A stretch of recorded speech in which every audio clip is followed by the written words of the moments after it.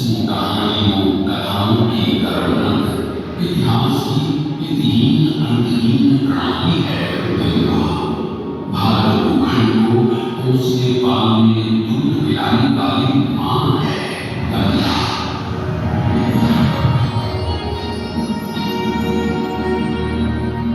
इस जीवनदायिनी मां का गंगा मैया का जन्म कब कहां कैसे हुआ जानते हैं ना? आइए बैठिए, आज हम आपको दिखाएंगे सुनाएंगे गंगा पुराण के पौराणिक विधि की कहानी। कहानी तब की है जब सारा संसार तीन लोगों में बड़ा और बसा हुआ था, स्वर्गलोक, भूलोक और पाताल लोक। उसी सतयुग में इक्ष्वाकु कुल के सूर्यवंशी राजा सगर ने सारे संसार को जीतने के लिए एक अश्वमेध यज्ञ का संकल्प किया। सुने सुने सुने, सब सुने, यह जिन्हें पूरी तरह से जहां भी जाएगा वो भूमि राजा सगर की मानी जाएगी। यदि किसी ने इस अश्व को रोका या पकड़ा तो उसे सगर के साथ हराते एक पुत्रों और उनकी लक्षाधिक सेना का सामना करना पड़ेगा। सुने सुने सुने। लोगों ने सगर का अश्व अजमेर अपराजेय बढ़ता जा रहा था और स्वर्गलोक में बढ़ती जा रही थी देवेंद्र इंद्र की दुविधा। उन्हें लगा कि अगर सगर का प्रभाव बढ़ता रहा तो उनका इंद्रासन भी गिर सकता था। डर कर वो अश्व को रोकने की युक्ति लगाने लगे।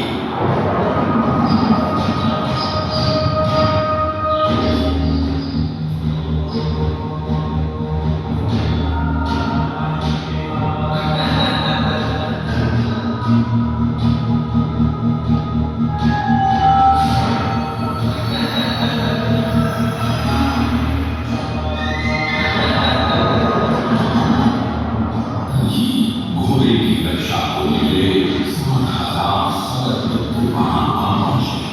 ऋषि कपिल के पास घोड़े को बंधा देख सगर पुत्रों ने ऋषि को घेर लिया। आपकी होगी शक्ति, हमारा अश्व चुराकर साधना का नाटक कर रहा है भक्ति सन्यासी। अपना अश्व तो हम ऐसे ही ले सकते हैं, किंतु अश्वमेध का अश्व बांधने वाले को दंड देना हमारा धर्म है। आंखें खोल। वाधान बोलाओ, यदि कपिल ऋषि ने खोल दिया तो तपस की जो आग से तुम सब खोलाओगे ना।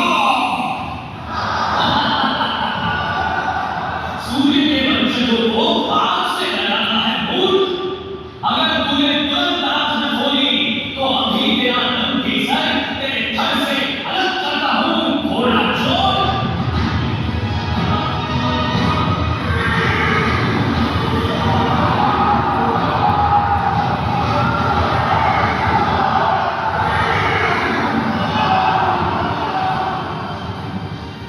उधर सगर चिंतित थे, न अश्व का कुछ पता था, न ही उनके 60,000 पुत्रों का कोई समाचार। पिता की चिंता देखकर उनका प्रिय पुत्र अंशुमन भाइयों को ढूंढने चल पड़ा। कपिल ऋषि ने कान खोली तो सामने राजकुमार अंशुमन था। अंतर्यामी ऋषि सब समझ गए। उनसे सच जानकर अंशुमन टूट गया। अपने भाइयों की ओर से मैं आपसे क्षमा मांगता हूं, किंतु आपको ही उन्हें वापस जीवन दान देना होगा। मृतकों को जीवन नहीं, तर्पण की होती है आवश्यकता। मृत्यु का इलाज कोई नहीं कर सकता, किंतु मेरे कोप की उड़ाने से भस्म लोगों का आसान नहीं होगा तर्पण। गंगा जल, केवल गंगा जल ही करेगा मुक्त उन्हें, जो भस्म हुए तेरे बंधन। गंगा, गंगा किसका नाम है ईश्वर? स्वर्ग की सरिता है गंगा, विष्णु के चरणों से पैदा ब्रह्मा की पुत्री है गंगा। विष्णु के पैरों से पैदा ब्रह्मा की पुत्री? मैं कुछ समझा नहीं श्रेष्ठ ऋषि। ये एक लंबी कहानी है,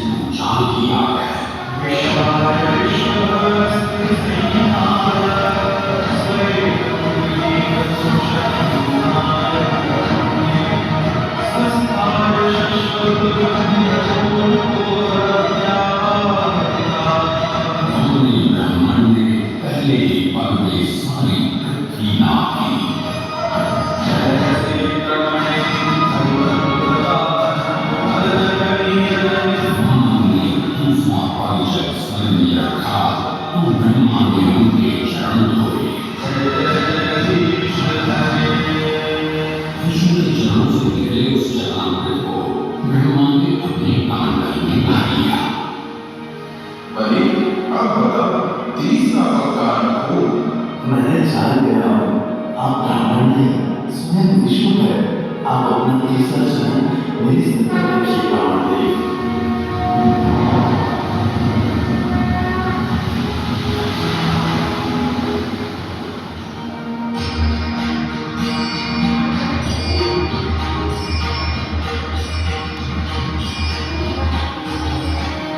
पवित्र किंतु चंचला, आज से तू मेरी पुत्री और नाम तेरा गंगा।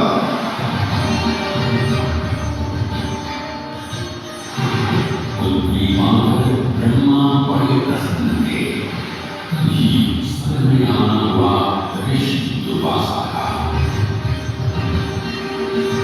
बेचारी बालिका गंगा, उसने कहाँ पता था दुर्वासा का क्रोधी स्वभाव। चंचला गंगा, यदि तुझे स्वर्ग में भक्त करना है ऋषि दुर्वासा का ज्ञान, तो तू भूलोक में जा, वही पतित पृथ्वी है अब तेरा स्थान। क्षमा क्षमा ऋषिवर्य, गंगा है अभिनव, कैसे झेल पाएगी वो आपका श्राप और क्रोध। भूलोक को इसे जाना पड़ेगा, किंतु आज ना भी। जब इसका बुलावा आएगा तब जान जाएंगे सभी। और फिर वापस कर आएगी मेरी बेटी। पृथ्वीवासियों को अपने जल से धोते धोते जब यह स्वयं दूषित प्रदूषित हो जाएगी, तब गंगा धरती पर और न रहने पाएगी और वहां से रुद्र हो वापस स्वर्ग आ जाएगी।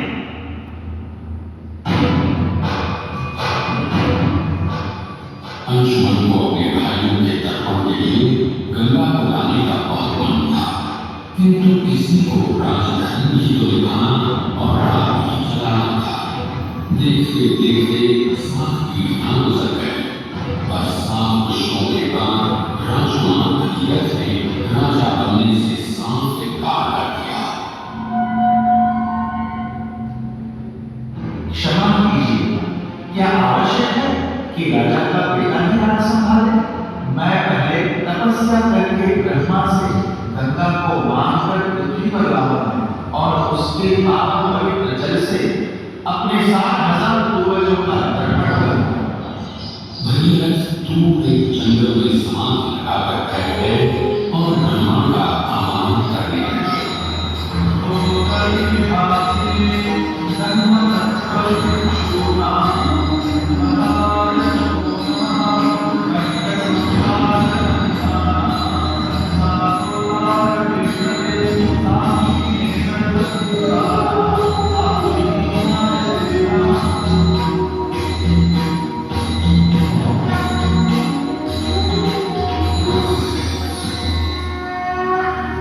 पुत्र भगीरथ, हम तुम्हारे तप से प्रसन्न हैं।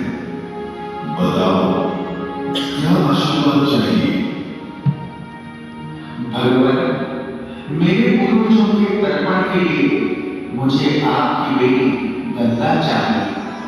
ब्रह्मा समझ गए कि गंगा के पृथ्वी पर जाने और धरतीवासियों का कल्याण करने का समय आ चुका है।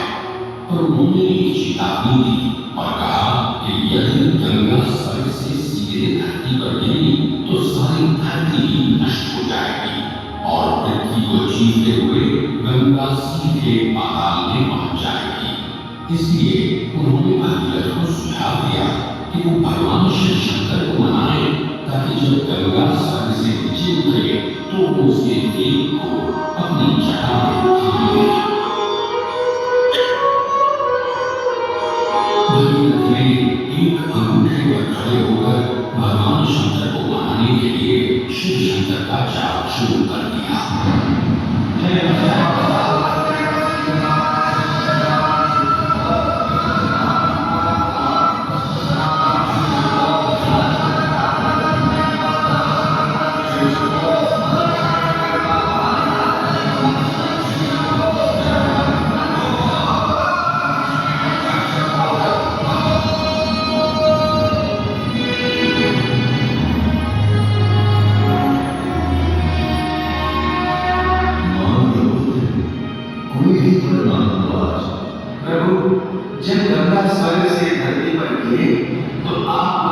बीच में अपनी जटाओं में साथ ले, वरना पूरी धरती नष्ट हो जाएगी।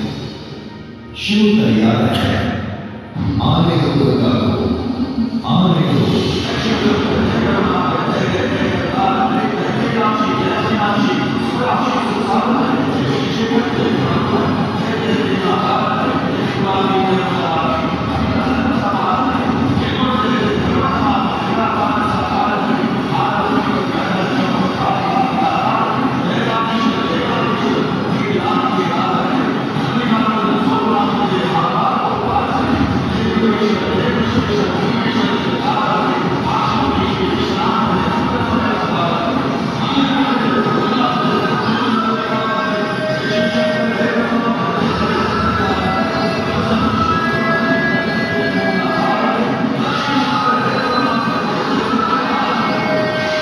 गंगा आएंगी और निकलेंगी, पता नहीं कहाँ खो गई हो। जब पूरा 1 साल बीत गया तो भगीरथ ने शिव जी से पूछा। गंगाधर भोलेनाथ ने कहा कि गंगा उनकी जटाओं में ही भटक रही थी, पर फिर मुस्कुराते हुए उन्होंने गंगा को अपनी जटाओं से मुक्त कर दिया।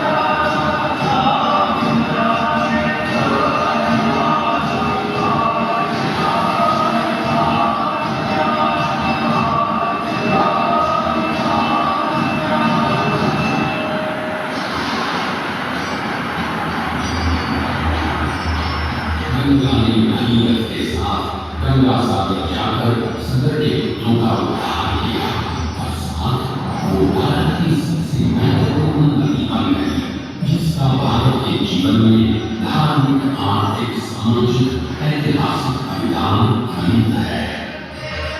गंगा के 2500 किलोमीटर के सफर के बीचों बीच बसा है बनारस।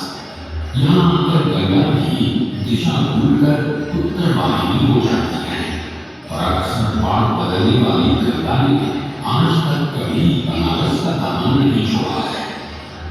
यहाँ गंगा पर युगों से बनते संवरते बदलते घाटों की छटा बनारस को एक अलग ही रंगत देती है। लहरी गंगा के कारण सदियों से ये पुरवहार हर रफीकतमंद का ये शहर है।